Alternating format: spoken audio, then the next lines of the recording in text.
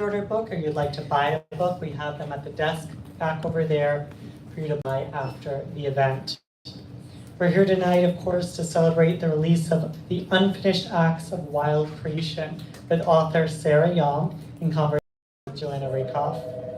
Joanna Rakoff is the author of the international best-selling memoir My Salinger Year and the best-selling novel A Fortunate Age. Rakoff's books have been translated into 20 languages, and the film adaptation of My Salinger Year opened in theaters worldwide in 2021. It's now streaming. Her new memoir, The Fifth Passenger, is forthcoming. Sarah Yahm has worked as an educator, oral historian, documentarian, and writer. She has a master's degree in social documentation from UC Santa Cruz and in public humanities from Brown University. She's also taught at both of those institutions. In her work as a writer and an academic, she's focused on the lived experience and social meanings of illness and disability.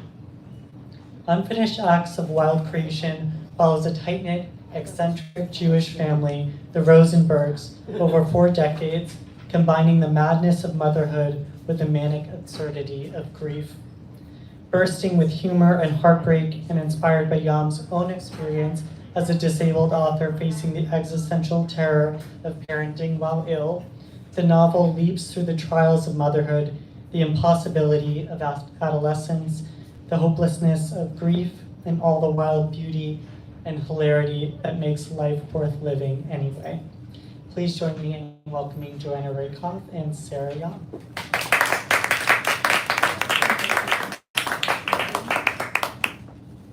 So thank you. I think a little random show, and thank you guys all for being here. I see many familiar faces. Hi. I'm so excited to be here with Sarah. I feel like I'm just going to speak personally for 2 seconds, which is that Sarah has, like, in a certain way been in my life since I was, I think, 15, because her older sister Rebecca and I became friends our sophomore year of high school, where we grew up. It was our freshman year of high school because of the way high school works, so it was a very important year. And when Rebecca wrote to me about Sarah's novel, I was like so intrigued and so excited, and I loved it. And can't wait to get into things with you, in a good way, not like we're gonna have go to fisticuffs. And I think what's gonna happen tonight is Sarah's gonna read, yay, and then we will talk, and I will be occasionally just taking the temperature of the room to see how many questions we have, so I can figure out when to stop for your questions. So, yay, here we go. Cool, and I may just take this off because I'm like, it's like, I know. It's sort of a really awkward angle. Yeah. Yeah. Can you guys hear me? No, it's not turned on. Can you hear? Yeah. Indeed you can. That's my daughter who just went, yeah. Okay. So I'm just going to read a couple pages just to sort of give you a little taste for the book. I'm actually going to read from the second chapter. This book is about 3 generations in the Rosenberg family, but it opens up in 1974 when the 2 of the main characters, the father and mother of this family, meet. In the first chapter, they meet at a Shabbos dinner after Louise runs away from her mother Shiva. She's a hot mess. They have an encounter that sours. And in the second chapter, they meet again. Her future husband is named Leon, and the chapter is called Sad Casseroles, and it takes place in 1974. Leon dropped his mail and his textbooks inside the front door and ran toward the ringing telephone. Hello, he answered out of breath. Leon, it's Shoshana. He felt strangely disappointed, but he wasn't sure who he'd hoped would be on the other end. Oh, hi. You haven't RSVP'd for my Yom Kippur breakfast. Are you coming? I need to know how many pounds of lox to order. Leon sighed. Shoshana's meals were notoriously delicious, but he was unwilling to face Louise again. It had taken him weeks to recover from the emotional whiplash. I'm not coming if Louise is coming, he stated bluntly. It went that well, huh? Shoshana sounded unsurprised. What did she do this time? She compared me to Hitler. Shoshana laughed. That's a bit extreme, even for Louise. She lowered her voice almost to a whisper. But we should cut her some slack, right? It was the first day of her mother's Shiva. What? She came right to Shabbat dinner from her mother's Shiva on the island. Leon was silent, furiously rewriting their night together in his head, remembering the emotional urgency of the conversation about her mother. A series of details fell into place: the towel on the mirror, the strange words she'd uttered in her sleep, the content of her rant. Of course she didn't tell you, Shoshana said. He twisted the phone cord around his finger. What did her mother die of? Some sort of weird neurological thing. He heard Shoshana moving around in her kitchen, dropping silverware in the sink. But back to the subject at hand, no, she's not coming to Yom Kippur, and I really need to know about the locks. Sure, I'll come, Leon said vaguely, mumbling the necessary pleasantries to get off the phone. He sat down heavily at his Formica kitchen table, scraping some dried egg yolk with the nail of his index finger, remembering the first day of his father's Shiva. He remembered those endless evenings after his father died, eating sad casserole after sad casserole, an unending slurry of soft gray foods. He still hated kugel. He felt a sudden tenderness for Louise, remembering the way she looked asleep on his bed, her fists clutching the sheets like a toddler. He picked up the telephone and called Shoshana back. Do you have Louise's address, he asked. I want to send her a condolence package. Shoshana said, sure, a condolence package. But she put down the phone and got her address book. He didn't have any classes the next day, so he took the subway down to the East Village carrying a cardboard box. He deliberately didn't think too hard about why he was delivering it in person instead of putting it in the mail. When he got to Alphabet City, he picked his way around the piles of uncollected trash and dodged a series of elaborate hopscotch boards. The front door of Louise's building was propped open, so he slipped inside, walking up the urine-stained staircase to the third floor. He was about to leave the box outside of her apartment. Sorry, I have to look down because my book is in my lap and I'm not making eye contact. Sorry. He was about to leave the box outside of her apartment with a note when Louise opened the door wearing just a t-shirt and underwear, her eyes red-rimmed. Leon? She looked like she was half asleep. What are you doing here? I was just leaving you a condolence gift, he said, turning toward the stairs, but Louise stepped out into the hallway, cutting off his exit. She squatted down and began pulling things out of the box. Carrots, she asked? Potato chips, Rice Krispies, scotch? Is there a theme that I'm missing? Leon sighed. He wasn't getting out of this conversation. After my father died, everyone brought us mushy casseroles and soups for our freezer. I don't think I ate anything crunchy for a year, so I thought I'd bring you something crunchy. And scotch, just because. Louise stood up and looked at Leon head on. This is actually the most thoughtful gift anyone's given me since my mother died. He avoided her eyes, staring at the floor. She had chipped red paint on her toenails. I'm sorry I was such an asshole the other day, she said. It's possible, she paused, giving him a slight smile, that I've been acting out just a teeny tiny bit. Leon looked at her stained t-shirt and uncombed hair and pale, vulnerable legs and thought, I'm such a fucking chump. Because instead of feeling angry, he was feeling that dangerous tenderness again. Well, he said, not quite willing to forgive her just yet. Grief turns everyone into an asshole, I guess. But then he cracked, confessing, I stole everything that wasn't nailed down for 6 months after my dad died. Louise cocked her head. Oh yeah? Jewels? Impressionist art? Sports cars? She was trying too hard, but her loneliness tugged at him. All of the above, he said, although I specialized in bubblegum and baseball card heists. That's smart, Louise said, relaxing into the doorway. I hear bubblegum doesn't depreciate. Leon nodded. That's why I have it in a safe deposit box. If the Nazis invade, I can always shove it up my ass and flee the country. It was the type of joke he wasn't usually brave enough to make, but he was glad he had, because she tilted her head back and laughed. Do you want to come in and eat some crunchy foods with me? Sure, Leon said, admitting to himself that this was what he'd hoped for all along. She led him into a dingy living room. He noticed she had a large, tangled knot in the back of her hair. Her couch was covered with disordered piles of tasteful old lady clothing, scarves that looked like they'd been purchased in the MoMA gift shop, expensive coats from places he never entered, like Saks and Bloomingdale's. There was something that resembled an altar on the milk crate that passed for a coffee table. He paused and looked at the bizarre assortment of items. A yard-side candle, a carton of old Chinese food with the chopsticks perched upright, a copy of Civilization and its Discontents, and a wine glass filled to the brim with what looked like salt or sugar. He followed her pale legs around the corner into the dirty kitchen. There was a half-eaten kugel on the table, the oxidizing potatoes turning an appetizing gray-blue. A little tantalizing taste. Okay.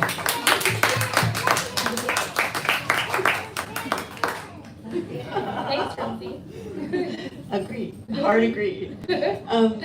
Okay, let's start from the beginning. This is a big, sprawling novel that takes on some really big ideas. When I was rereading it, I was sort of bowled over by the shape of it and by the sort of guns that you plant in the beginning that I didn't notice the first time around that kind of go off throughout the book.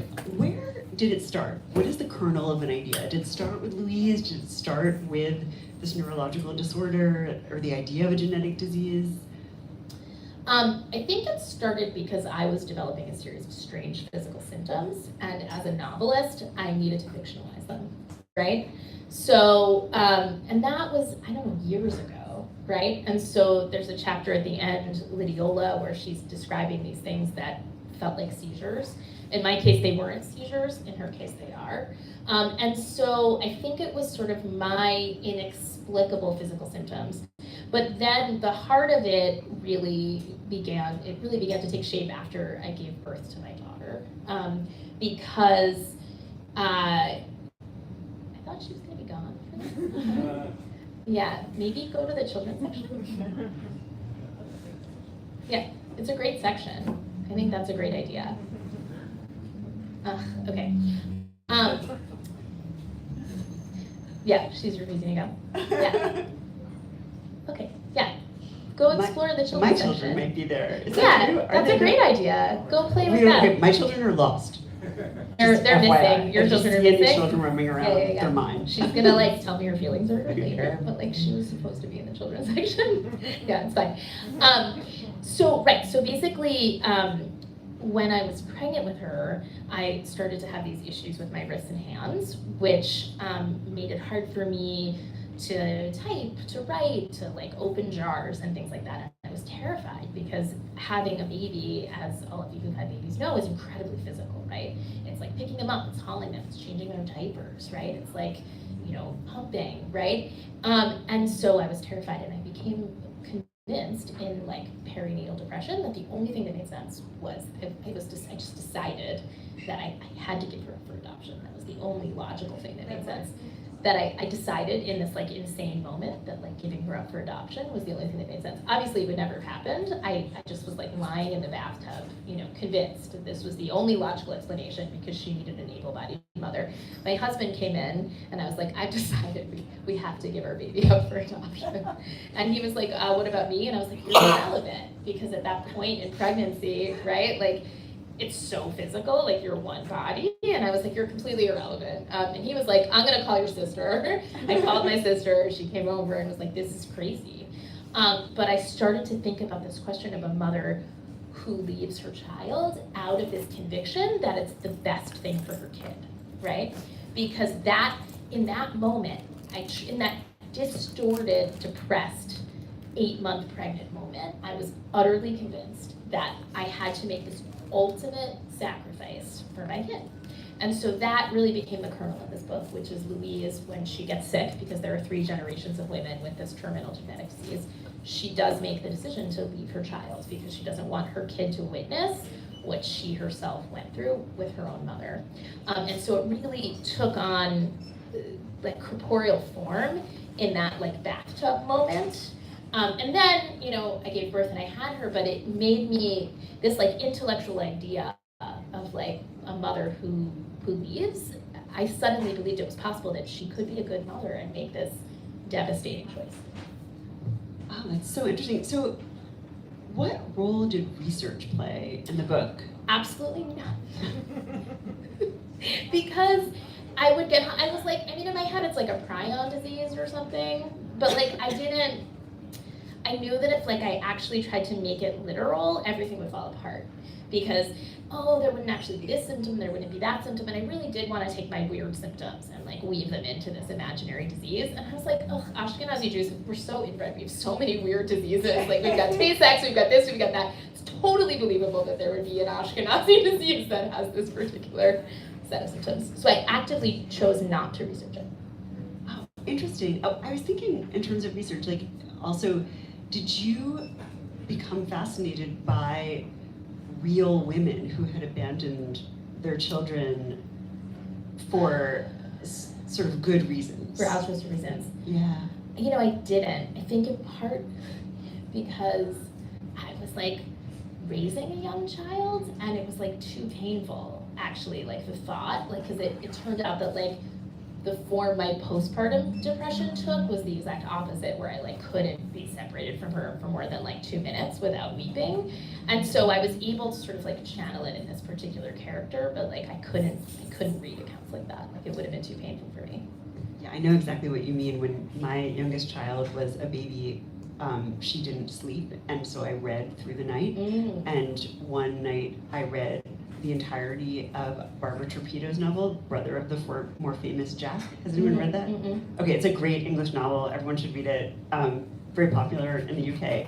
Anyway, something really bad happens in terms of a mother and child, and I had nightmares for months. It was horrible. I just like constantly was checking my child and checking my mental health and everything. Yeah. And I remember when my sister had a baby being like, oh, I can't see those types of movies anymore. I can't. And I was like, oh, she's being such a like, I was like so judgmental. And then I had a baby and I was like, how could I possibly watch this? Or how could I read this? Or Yeah, any sort of child in peril thing. You're like, nope, never again. Exactly. That's never over again. for me. Exactly. Yes, no Dirty Picot novels or it's whatever. Like, never again. Right, like kidnapping, like can't even. Yeah. No Sophie's Choice. No, like literally no. Like it's not on my shelf anymore. Like goodbye Sophie's Choice. Yeah, Exactly. bring back an aunt. Like seriously. Yeah. So yeah. Let's talk about Louise, because the section that you read shows us Louise actually sort of in good form. She's a really, really, actually, let me just pause here. Who's already read this novel? It's always helpful for me to know. Okay, a few of you. That's her kid. That's my child. As I said, there was going to be so much curly hair at this event. It's family night. Okay, Louise is a very thorny, very difficult character.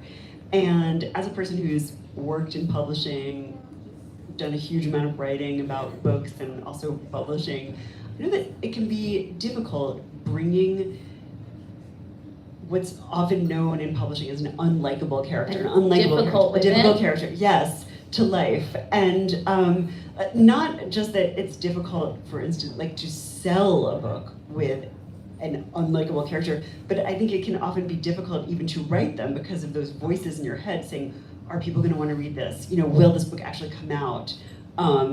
You yourself, you know, come from the world of media, so you're sophisticated, you know all about this. And I wondered, first of all, what was it like writing Louise? Where did she come from? Did you set out to write this kind of, you know, cranky, kind of like sort of profane, just a very sort of obstinate lady? Or did she develop in that way as you went along? I was wondering if there was like a feminist sort of concept behind the book that you set out to write, like a character who, you know, pushes people away, but in certain ways could potentially push the reader away with her, you know, sort of difficult behavior toward everyone around her. Yeah. I mean, there are people in this room who've met my mother. Knew my mother. She was lovable, but she was a pain in the ass. I definitely think about Olive Kitteridge, right? Like, she's a phenomenally complex character, but I do think she pushes people away. And I think Louise pushes people away, but she also can be very warm, right? And so, there's a couple pages later, she says something like, I'm feeling vulnerable and I'm an asshole when I feel vulnerable, right? She has these moments of extreme honesty and vulnerability that I think make her easy to love, even as she's so prickly and difficult. And so I find her lovable, and I think I grew up with difficult people who picked a lot of fights, right? And I live in Vermont now, and everybody's pretty buttoned up, and I miss these New York characters, right? Who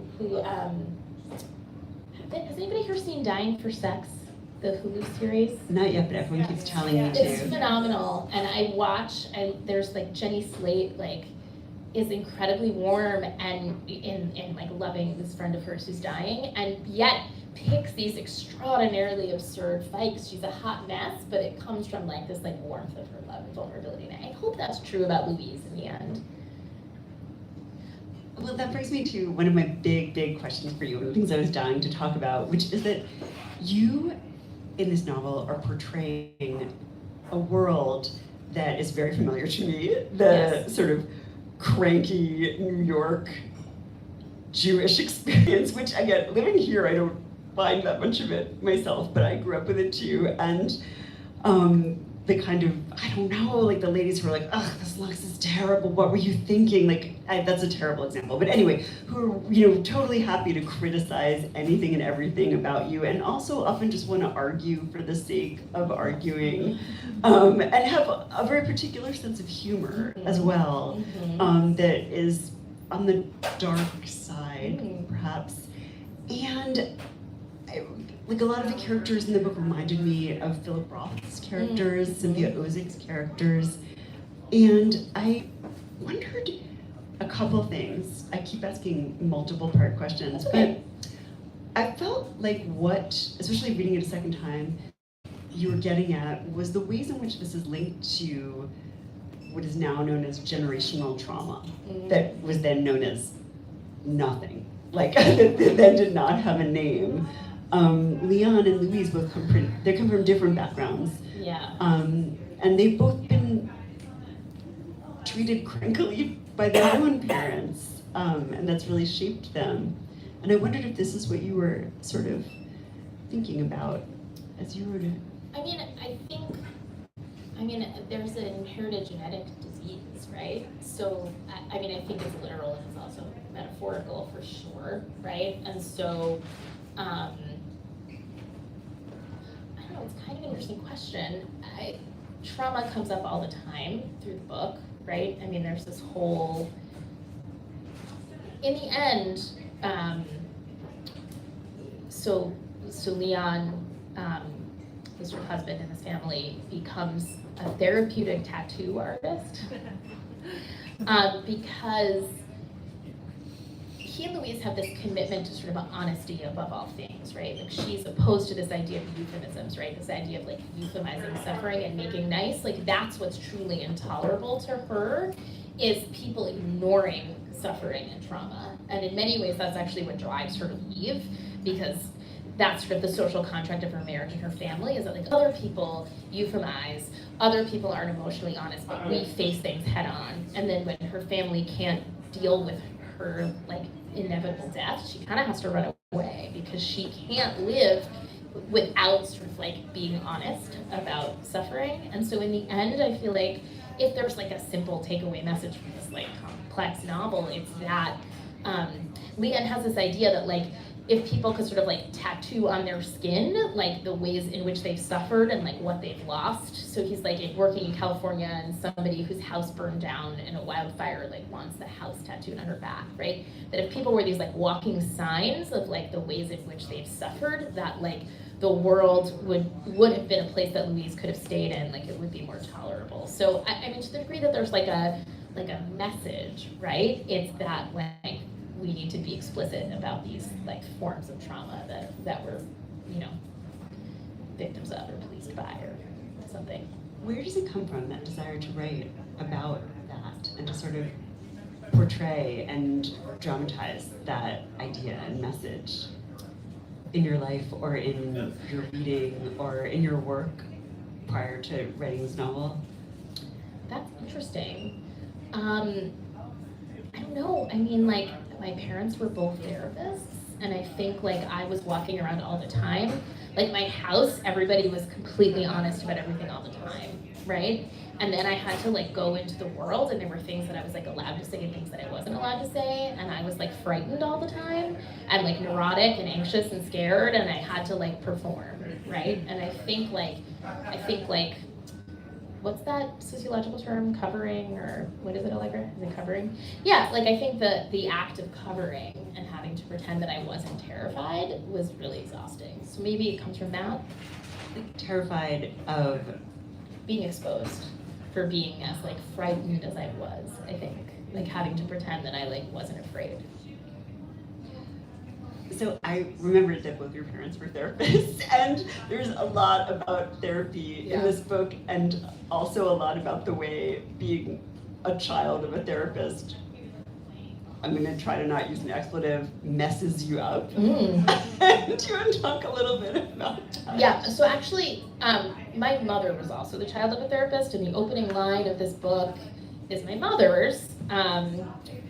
My mother was raised an Orthodox Jew and then became an Orthodox Freudian, so she pathologized me with a religious fervor. That was my mother's line. She was really proud of it.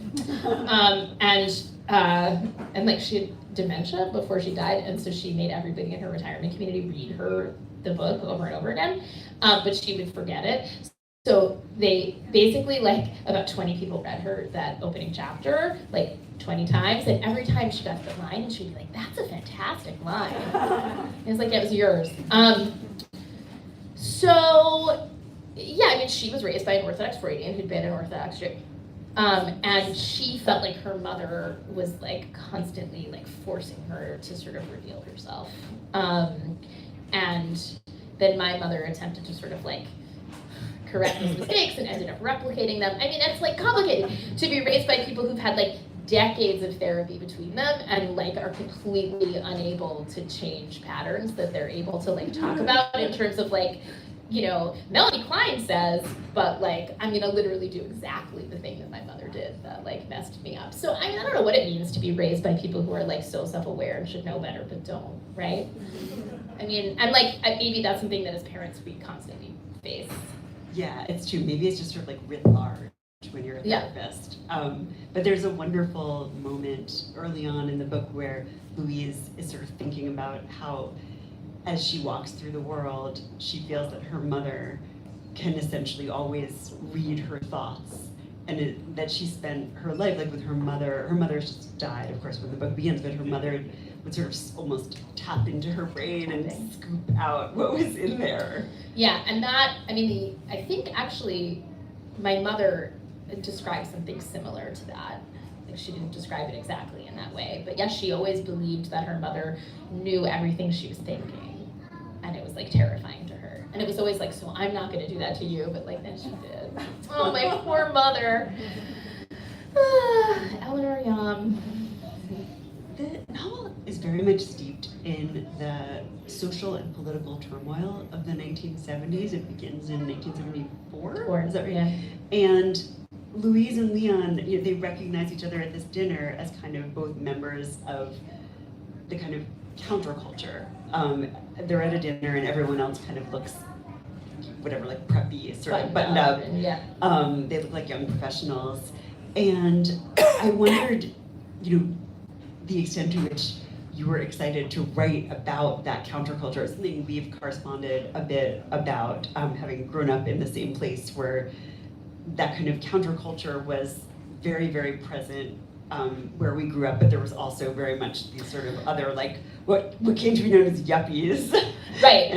Yeah, I mean, it's interesting because I feel like we had different experiences of that, right? So, right, in the 80s in suburban New York was like, you know, the height of a very particular type of consumerism. Like everybody went to the mall, you know, and I have this memory of, it's so silly in retrospect, but like being in a store, I don't remember, you probably even know the store, but I don't remember what it was called. And I wanted to buy a like rhinestone sweatsuit. And my dad was like, rhinestones are not what we're about, right? And I was like, oh, okay, rhinestones are not what we're about, you know? But like, it was this idea of like, we're surrounded, and there was a lot of like this narrative of like, we're surrounded by like these yuppies, and like, we have to hold on to our values. And like, yet they were like commuting into Manhattan and like working all the time. And like, it's not like it was actually, it's not like they were that different than like the people surrounding us. It's just that they had this different, like, you know, whatever. And they were like listening to WBAI, like not even NPR, they were like listening to Pacifica and like going to protests and like, you know, reading, you know, my mother had her consciousness raising group and like, you know, handed me like the Golden Notebook at age 12. But like, in the end, I don't know if we were actually that different, but definitely we were raised with this idea that like, there were there was the mainstream, and we were outside the mainstream, and we had to sort of fight off the contamination of mainstream culture and like, you know, Reaganomics and Reagan's America and blah, blah, blah. Did you feel growing up where we did really different than everyone else? I did, yeah. I mean, and but it's like dumb in retrospect. Like, I didn't straighten my hair, and everybody straightened their hair, so like the curly hair felt really different. Like I didn't dress right. Like I didn't like, but a lot of it was like, you know, I had to constantly, like, my parents would have been ashamed of me if I conformed and bought that rhinestone dress, you know, sweatsuit. So I had to like not pledge allegiance to the flag, even though like my teachers got mad at me and it terrified me, but like I couldn't say the pledge because if I said the pledge, my parents would be disappointed. So I was like constantly just like all this like super ego about like there was this idea that the mainstream was going to contaminate us and we had to like fight it. And then I like got to college and, you know, I was like everybody else and it was weird. Right? Yes. Yeah. Yeah, definitely true for me too. And by the way, my mom, I had a similar experience with a rhinestone studded t-shirt. And she also was like, we're not rhinestone people, but for the opposite reason. Oh, because it was like too tacky. Yes. Yeah, it wasn't exactly. like classy enough. She was like, this is costume jewelry. Why would you wear this? Why would you wear that? Yeah. Right. It might have been a component of that too, right? It might have been like a little bit of the like elitism at the same time. Right. Like this is tacky, Like, but this yeah. is gauche. Yeah, This is why would gauche. you want this? Right. So I think this is gauche in our house. There was a lot of that, but it was framed as like this is mainstream, but mainstream is also tacky, so it might have just been classist elitism at the same time. Right, and you see in the book Lydia feeling, Lydia, Louise, and Leon's daughter, feeling a lot of this kind of anxiety about revealing her true self, you know, especially when she's a teenager, to everyone around her. I mean, extreme anxiety, like she has OCD and what have you. And one of the aspects of the novel that I found particularly moving is actually the ways in which Louise and Leon, you know, you see them shifting more toward just being like regular people in a way. And I actually found it heartbreaking. Like I wanted them, I was like, don't move to the suburbs. Yeah. You know, Well, stay in New like, York. And it's like that thing, because this was my parents' experience too, where they were like, oh, we're gonna move to the country and we're gonna have a garden. And then they were like, and then, because my mother grew up on Long Island, you know, and she was like, I'll never live in the suburbs. And then like the suburbs sprung up around them, right? And you know, but of course it did. Like everybody had the idea of moving to the country and, you know, 1972, and you know, it was the suburbs. And yeah, I mean, the weird thing about our suburb is that now it's like completely Hasidic. Yes, which is like moving on. One of the sort of more fascinating parts of the book. So where we grew up, I should just explain, is called Rockland County. It's the 6th smallest county in New York State after the 5 boroughs. And when we were children, it really truly wasn't a suburb because there was no train line connecting it to the city, and many people did not commute in. It wasn't like Westchester or Long Island. Right. And in our adulthood, it has actually become famous because of a This American Life episode about our high school becoming defunded by the ultra-Orthodox, and which a lot of it is portrayed in. It's the first thing I've ever read that is about Rockland County and about the changes. Yeah. Did your parents stay there? Yeah. Throughout So all this? So I mean, my parents, I don't know, they moved away 18 years ago. But when I was in college, when I went back, they had stayed there, and so the neighborhood had completely changed. So they were the only, you know, like secular Jews surrounded by the ultra-Orthodox. And my parents at that time were practicing Quakers, in part because like I went to Quaker college, my sister went to Quaker college, and through a Quaker like Peace and Reconciliation Commission, they got involved with a Jewish conversation group in Rockland, and so they met their next door neighbors who were like Baal Teshuvahs, which means return to the fold. So they were, hippies who had then become ultra-Orthodox. And they listened to like, there's like this sort of like, kind of like Orthodox jam band music, sort of. And my dad would like get high and like eat pork sausage and then like go over and hang out with them. He was like into it because it was like, he was into this like shtetl mysticism and yeah. And so I ended up like spending an occasional Shabbos dinner there and sort of like a little bit getting to know these next door neighbors, which is sort of how the characters who are the next door neighbors in this book are not, you know, the Futtermans. But that world actually was like not completely unfamiliar to me because my parents, through this Quaker group, became involved with some of these like recent residents of Muncie. Yeah, and you see Leon becomes really fascinated by his neighbors, and he's kind of walking through the neighborhood, watching them go about their business, and at some points wondering what they're doing. And I remember actually having that same experience. Well, and there's this one incident in the book that actually happened in Muncie. It's the chicken incident. So basically there was this kosher butcher who had actually not been butchering the chickens according to like kosher law, and he got like exposed, and so it became clear that for like 10 years all of these ultra-Orthodox residents of Muncie had been eating non-kosher chicken, and everybody freaked out, and so they had to like kosher all of their plates and like throw things out, and like the Messiah had been delayed that much because of like all the like treif that they'd eaten for like a decade. And that actually happened, I think, after my parents moved away, but like, so I envisioned like the mayhem in the neighborhood with like, you know, plates and bathtubs. I pictured it as like, I call it like a Chagall in the suburbs type incident, because I picture like bathtubs overflowing with plates and maybe like, you know, Hasids flying on goats above the like, you know, McMansions or something. But yeah. It was a big deal. It was sort of national news. The chicken incident, you remember it too, yes, right? I remember it was so weird. Yes. Yeah. Okay, changing tracks a little bit. Your background is in radio and documentary, oral history. Can you talk to us about how your audio work shaped this book? Yeah. Well, right, because I dictated the book. Yeah, so I stopped being able to type.